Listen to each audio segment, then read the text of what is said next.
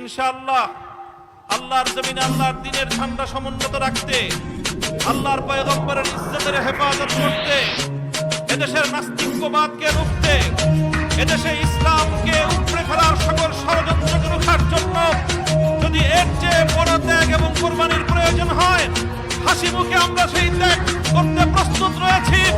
জীবন দিতে হলে জীবন দিতে প্রস্তুত রয়েছি।